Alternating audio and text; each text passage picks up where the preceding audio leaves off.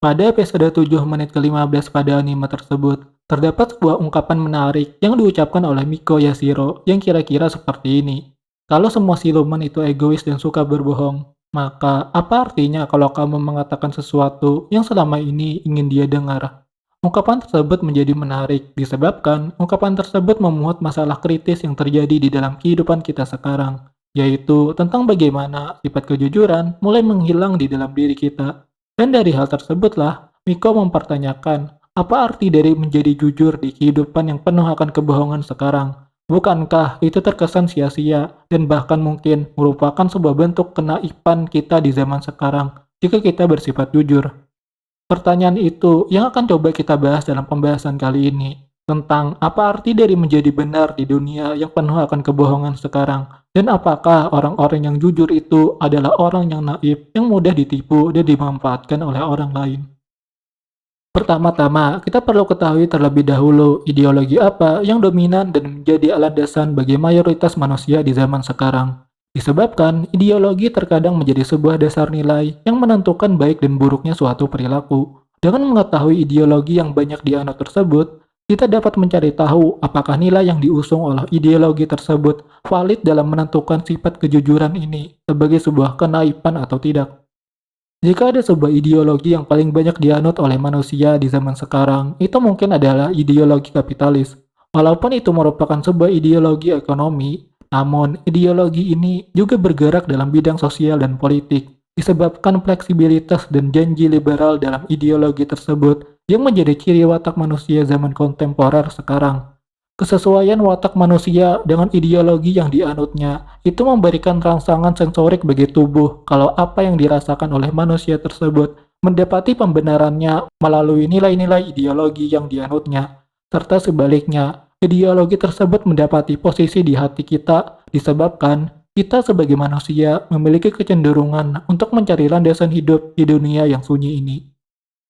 Sekarang, kita akan bertanya, apakah ideologi kapitalis ini memiliki kredibilitas dalam menentukan baik dan buruknya sesuatu? Karena ideologi kapitalis ini mendapati pembenarannya melalui kesesuaian dengan hasrat dan watak manusia, maka sepatutnya ideologi ini tidak layak untuk dijadikan dasar penilaian terhadap sesuatu. Disebabkan ideologi ini memungkinkan manusia untuk terjebak dalam sesuatu yang disebut sebagai bias konfirmasi yang menyebabkan nilai-nilai yang diangkat oleh ideologi ini bukanlah sebuah nilai yang memiliki representasinya terhadap realitas, namun hanya sebatas pengakuan subjektif dari individu yang terlibat di dalam ideologi tersebut demi kepentingannya sendiri.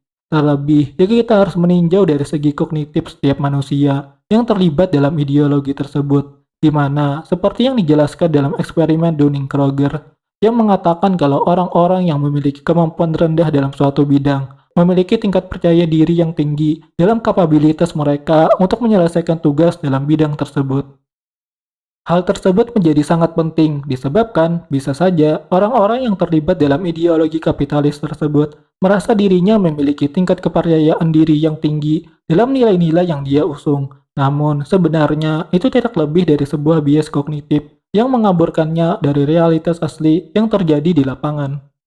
Hal tersebut pastinya dapat memengaruhi kredibilitas ideologi tersebut sebagai landasan nilai disebabkan ideologi tersebut tidak luput dari bias yang dapat menurunkan kredibilitas kesimpulan yang diambil atas nilai suatu objek atau fenomena tertentu. Termasuk dalam hal ini adalah tentang sifat jujur yang dianggap naif, yang bisa saja itu sebenarnya sebuah penilaian yang salah disebabkan dasar dari penilaian tersebut itu hanya didasarkan atas tendensi diri untuk bersifat egois dan kepercayaan diri yang terlalu tinggi dari realitas aslinya.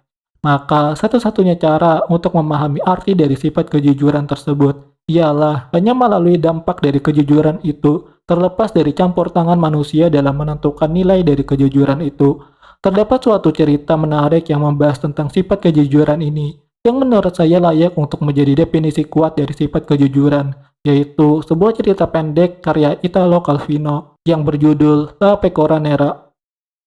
La Pecora Nera secara singkat menceritakan seorang pria jujur yang baru berpindah tempat tinggal ke sebuah desa yang seluruh warganya adalah seorang pencuri, termasuk pejabatnya juga seorang yang korup. Justru hal aneh terjadi di sini.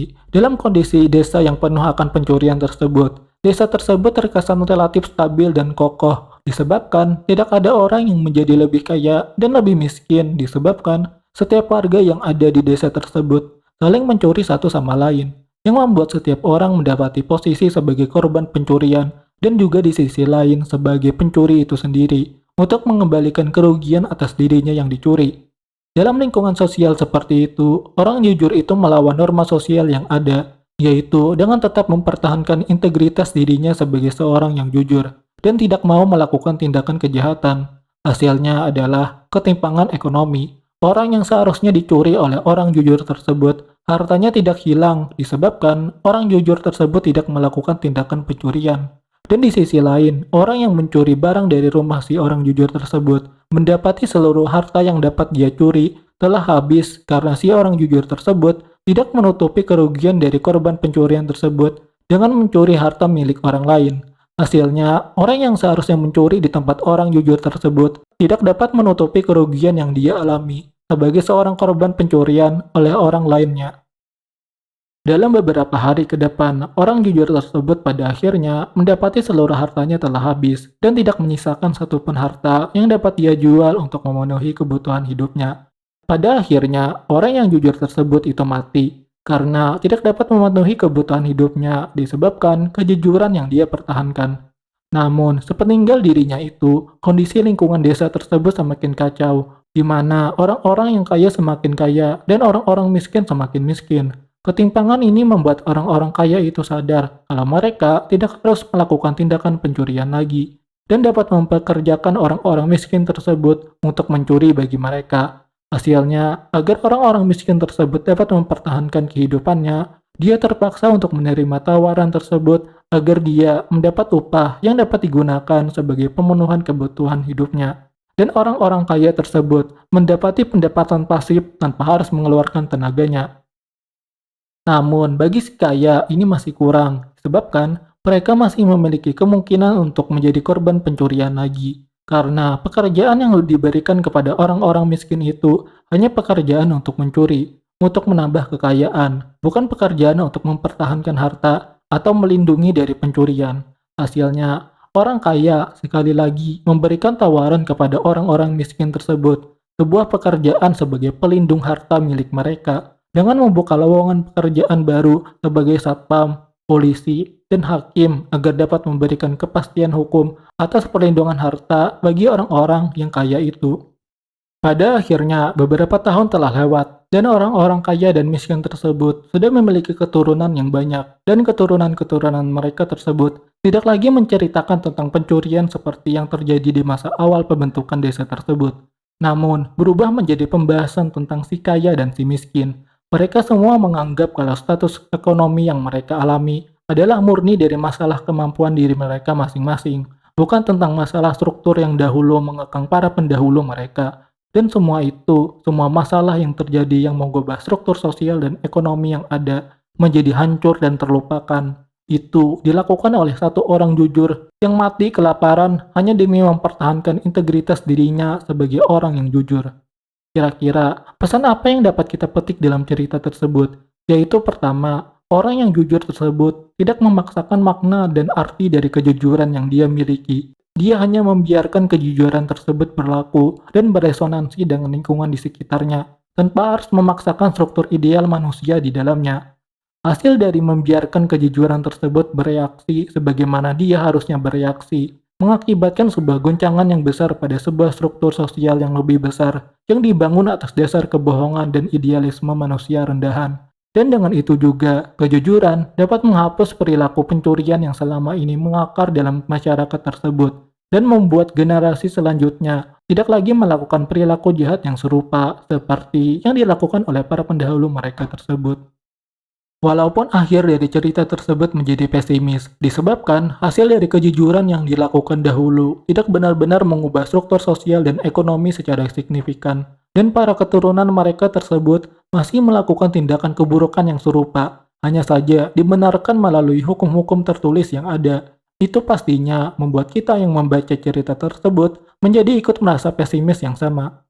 Namun, itulah mungkin jawaban dari sifat kejujuran yang selama ini kita cari, dan juga sekaligus menjawab pertanyaan dari ungkapan Miko di awal. yaitu makna dari sifat kejujuran di dunia yang sudah busuk dan penuh kebohongan ini, yaitu sebuah perjuangan tanpa akhir dalam mempertahankan integritas diri kita dalam berlaku baik dan jujur, terlepas dari hasil dan dampak yang kita berikan kepada struktur sosial dan ekonomi yang ada. Kejujuran menjadi naif jika di dalam diri kita masih memuat sifat-sifat egoistik dan kebohongan, disebabkan dengan menjadi jujur, kita akan mendapati seluruh elemen di dunia ini akan menjadi musuh kita. Kehidupan kita akan menjadi suram dan pada akhirnya kita akan mati dengan cara yang sangat mengenaskan. Namun, itulah makna sejujurnya dari sifat kejujuran tersebut. Hanya dengan mengorbankan diri kita dalam berlaku baik dan jujur itulah, kita dapat merasakan energi sebenarnya dari kejujuran tersebut secara asli, tanpa intervensi idealisme manusia yang cenderung subjektif dan memihak keuntungan pribadi. Ini mungkin sejalan dengan konsep ex nihilo dari Slavoj Zizek, yang mengatakan kalau realitas itu tidaklah tetap, namun dinamis beriringan dengan subjektivitas manusia dalam memahaminya.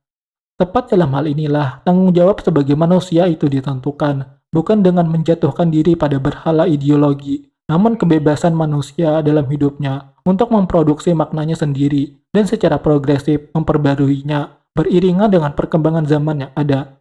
Pandangan Zizek ini, jika harus ditinjau dengan pembahasan tentang sifat jujur di awal, maka itu berarti sifat kejujuran tidak memiliki makna yang tetap dan final, namun hanya sebatas konstruksi sosial sesuai dengan subjektivitas manusia pada setiap masanya. Itu seperti bagaimana sifat jujur dalam cerita sebelumnya tidak membuahkan hasil yang memuaskan, di mana generasi selanjutnya, anak cucu mereka dari generasi desa maling tersebut tetap masih mempertahankan mentalitas maling dan jahat di dalam dirinya, yang sangat berbeda dari apa yang kita harapkan kalau sifat jujur tersebut di waktu dahulu sudah memutuskan rantai masalah kejahatan di desa itu. Namun, itulah realitas menurut Zizek. Tidak ada jawaban final dari sesuatu. Nilai substansi dari kejujuran tidak hanya berhenti hanya dari ungkapan satu orang di suatu masa dalam periode sejarah tertentu, namun harus terus dibawa dan diperbaharui di masa-masa yang akan datang.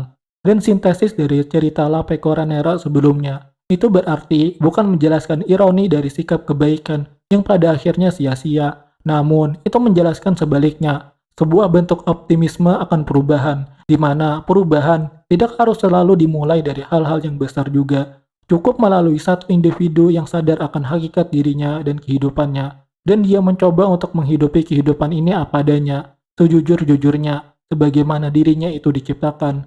Dan dari hal inilah yang menjadi roda awal penggerak peradaban dan perubahan total dalam struktur yang ada.